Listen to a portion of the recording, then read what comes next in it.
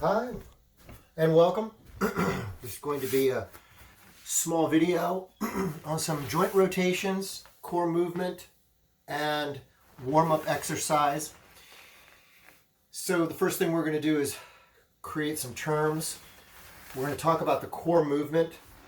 If we protract and retract the shoulders, or round our shoulders around our back, and then we pull our shoulders back and open our chest, we're going to call this the open and close movement of the chest. The closing and the opening, open and close movement of the chest. We're also going to look at raising and lowering the ribs, compressing the ribs on one side and expanding the ribs on the other. We're going to call that high and low, even while the spine still relatively remains straight. My head remains straight. This is a high and low movement. And then we have a side bending motion where we're actually curving the spine, and the head moves from side to side. And our fourth movement is a twist or rotation of the spine. So briefly again, open and close, high, low, side bend, and rotation or twisting of the spine. We're going to start with the basic dog position as well.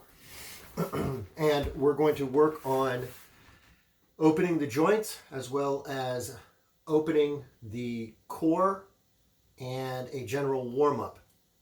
This can be done prior to an explorational movement. So in this position, in the dog position, I'm actually moving my weight now into more of my hands and into more of my knees to control pressure in the wrists. My fingers are pointed forward, wrists are pointed forward. Turning my wrists outwards, rocking back and forth on those wrists. Slowly moving those wrists around where the fingers are pointing more and more backwards. I can go through full range of motion.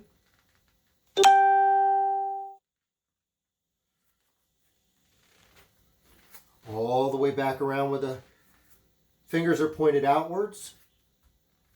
And now my fingers are going more rotationally inwards, rotating back and forth. I can also opt to begin to do some slight circles around those wrists in those positions.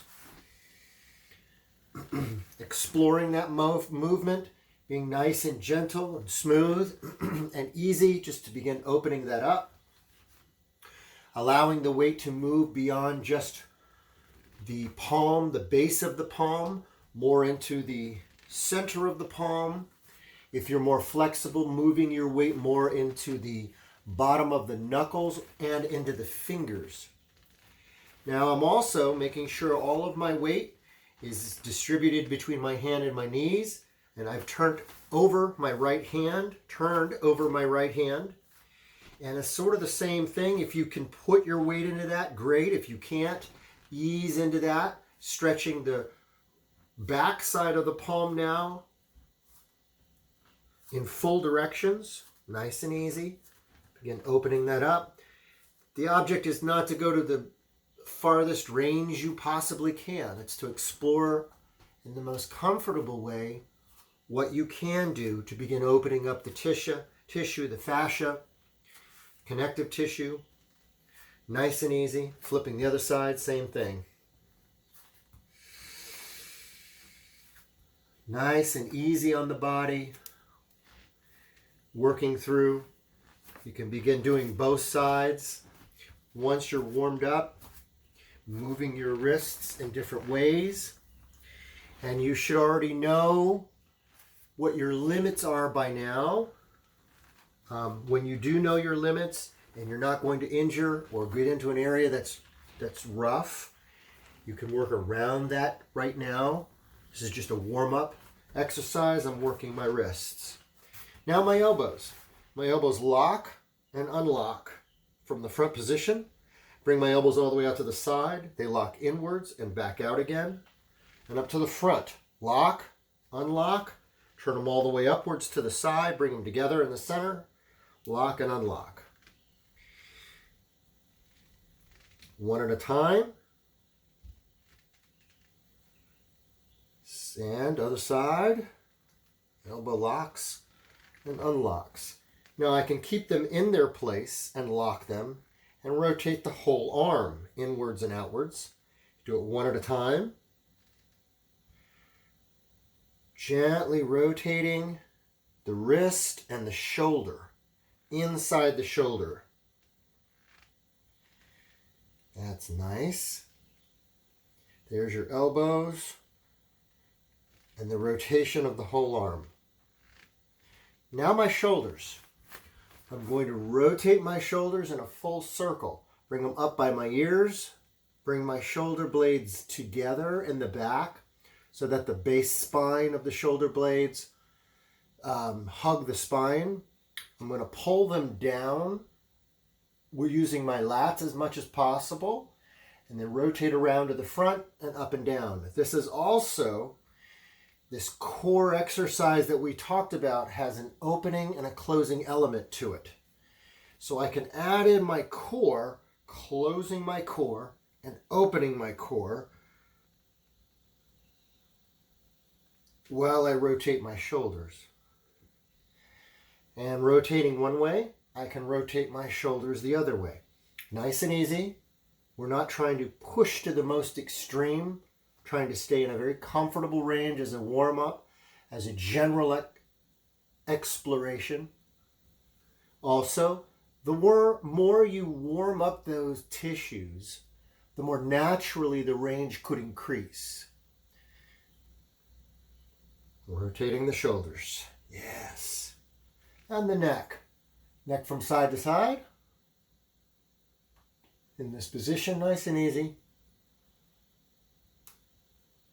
To the forward, to the front. Rotating around nice and easy. You can go through rotation, twisting, side to side, forward and back. Nice and easy. There we go. Now the spine and the core. I'm going to do my opening and closing motion again. Not emphasizing the shoulders right now. I'm more emphasizing the core. I can add in a pelvic tuck and an untuck to add to this opening and closing.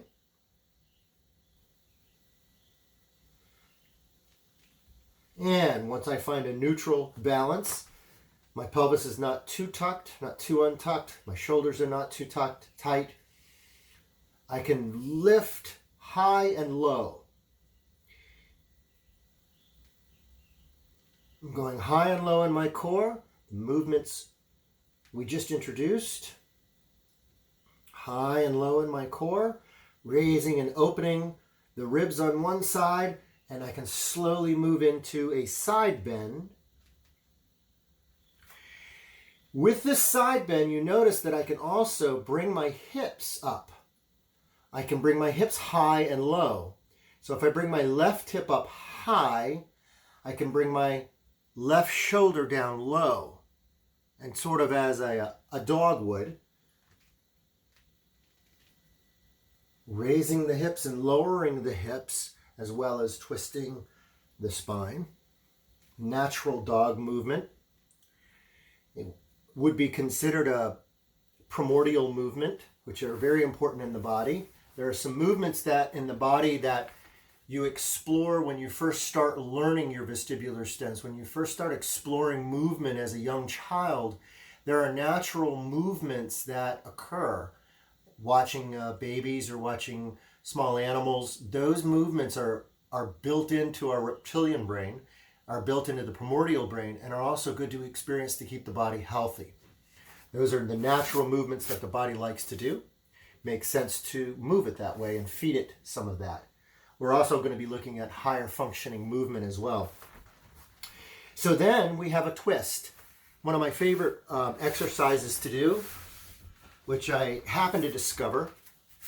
I'm sure other people have discovered it or maybe teach it out there. I've yet to see it, but I love this particular twist on the spine. What I do is I arch my spine up. So twisting of the spine, arching of the spine up. What I do is I lock my right elbow and I'll allow my left shoulder to swing downward like a door as an arc down to the ground and towards my right arm. My left shoulder is going to drop down as I keep my left elbow locked, and that's it. I come back up. I'm going to lock my left elbow and I'm going to swing my right shoulder down to the elbow or to the wrist and then slowly come back up. Lock the right and allow the left shoulder to swing. Lock the left and allow the right shoulder to swing down. When you have that motion, all you have to do is release one arm and lock the other, just like a cat would, a tiger. And you'll get a very nice twist into the spine. You can target certain areas when you become more adept at what feels good for your body. Go easy, again. Try not to find those problems. Try not to search out where you're hurting or what's wrong with your body. Try to stay within a comfortable zone, nice and easy, warming it up. Sometimes you'll get a pop in the spine if you've had chiropractic adjustments or bone sets.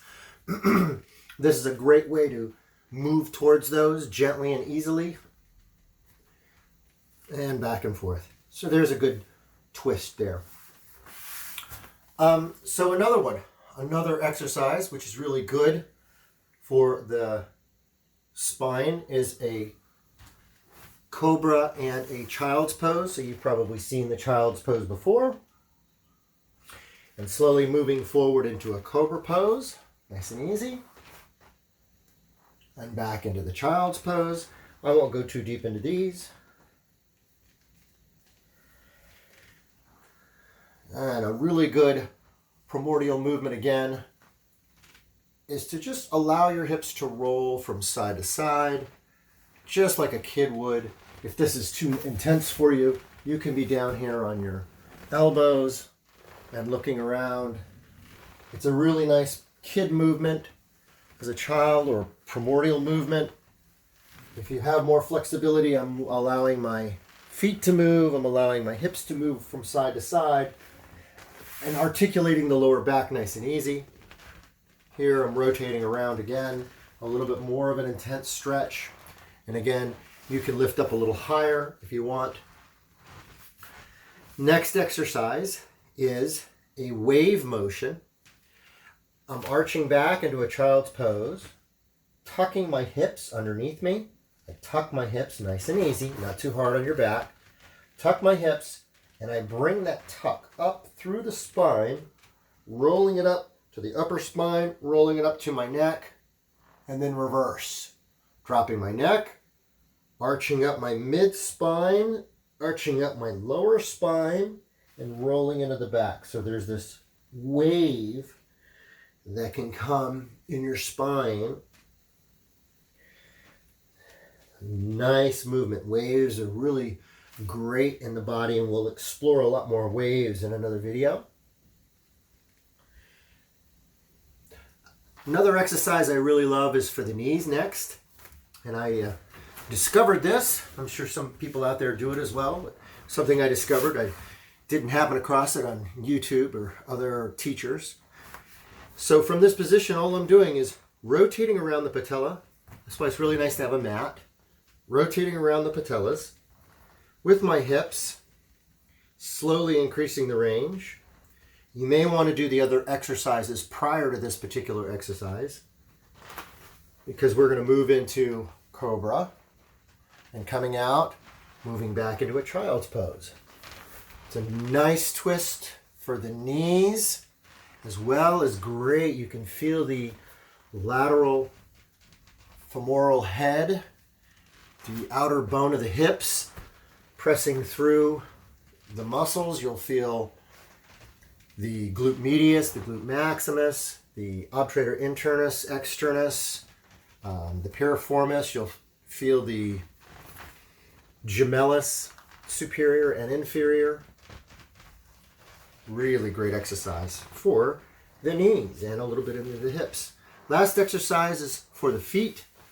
Now I'm going to come between a dog position and putting full weight into seiza, or the Japanese tucked position, where my feet are tucked together in the back. I'm going to bring all my weight to my feet.